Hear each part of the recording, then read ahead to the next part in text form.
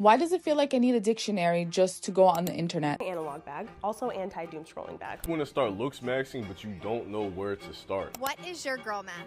Can we just talk about this obsession with categorizing people and behaviors online? Like, why does everything need a label now? Every habit, every thought? Honestly, I'm losing track. I don't know what's what anymore. I go to sleep, I wake up, I open my phone, and apparently 20 brand new labels were invented overnight. Why are we turning the most normal human things into a complicated mess? For example, analog bags. So when I first heard analog bag, I thought it was a new brand for handbags. But nope, apparently it's just putting books in a tote bag. And now it's turned into a movement. It's basically a way to announce to people online that you're going offline, which feels contradictory. Is this just how content works nowadays? Packing a backpack for school, packing a bag for work, packing snacks in a book, and leaving the house. Apparently now that means you've gone off the grid. Congratulations. Let's give this performance a round of applause. People are so chronically online that doing something normal like leaving the house without Wi-Fi now needs branding. Oh, and here's the part that gets me. They can't even manage to go offline the correct way. For example, in this video, this influencer decides to bring her iPad with her in her analog bag, as well as bring along some CDs. According to the person who invented putting some books in a bag, the analog bag serves the purpose of preventing you from using phones and digital devices. Because it's something that's supposed to curb your screen time and your digital addiction. Putting iPads and video games in there, that might be setting you up for failure from the start. Funny enough, the same influencers pushing the idea of doing other things than being online are the same ones posting daily. For example, this influencer has a book about staying offline called Offline Humans, but it seems as though she hasn't read her own book because she sure doesn't look like a human that stays offline. And while the idea is great, we all know how being chronically online can take a toll on our mental health. But when you post almost daily to your social media and you have other online endeavors like a podcast, you're anything but offline. It kind of shows me that this is just a cash grab for you. And I guess you can kind of make the argument that the purpose of all her postings is to promote and market her book and her merch. Okay, I understand. But let's just take a moment to appreciate the irony here that you need to be chronically online to teach people how to be offline humans. If I've ever seen a cash grab on this one right here is it. But it's not just her. So many other analog actors do the same thing. Putting labels on things have created a sense of belonging, a sense of identity. But the problem isn't belonging. The problem is that the sense of belonging is becoming a performance. And once you put a label on something and you perform it, you can sell it. Packing a bag, reading and touching grass, and living your life doesn't need a trendy name. It's not an aesthetic. It's just being human. And analog bags are just the beginning, because apparently now, not only do our hobbies need labels, our faces need them too. Now here's a label on how to look attractive but to the max. Looksmaxxing.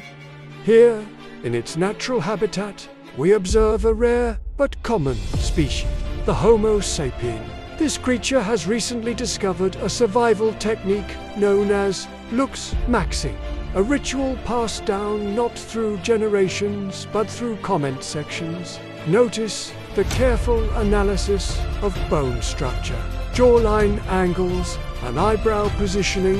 Every feature is assessed, not for predators, but for validation. The Looksmaxxer believes they may ascend the social hierarchy. With Looksmaxxing, those with good looks improve their status in society and end up with the ladies, while those who are ugly, well, they fail at life.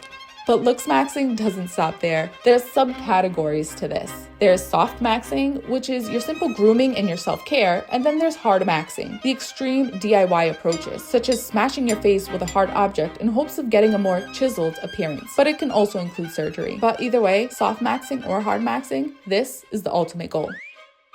But if breaking your jaw isn't your thing, then don't worry. There's another strategy to get the ladies, just with a different costume. The internet calls this certain species performative males. Ladies, if the Lookmaxxers doesn't quite charm the panties off of you, then the guy sitting crisscross applesauce, reading poetry while drinking matcha with his labubu clipped onto his analog bag will definitely drop them. My hobbies include drinking matcha, reading female literature, listening to Claro and Biba Doobie through my wired earphones, and collecting labubus.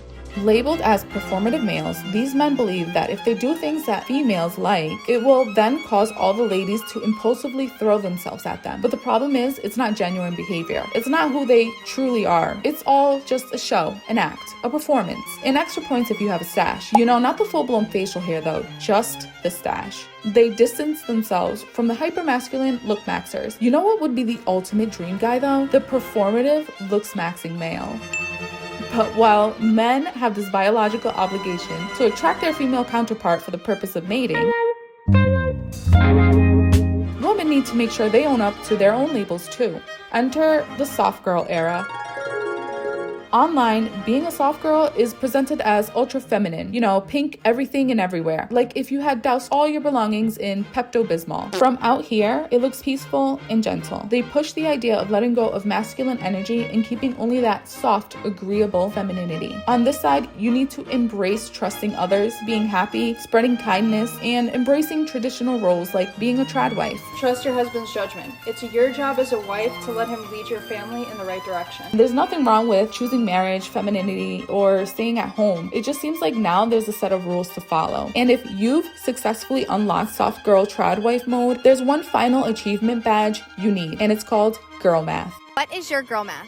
Okay, so if I skip breakfast, then I can go to Sephora and buy a lipstick for free. Girl math. So basically, if I go and buy a dress, it's basically 50% off, and it doesn't matter the price because I don't have to buy a shirt and pants. When you have like money, like cash, and you don't use it all, it's like you earn money. I earn money when I don't use it all. So you mean to tell me if I don't spend my cash, it earns itself? So does this mean I don't have to work a regular job anymore for the rest of my life, as long as I don't use my cash? Oh, what a freaking genius. I've been doing math wrong this whole entire time.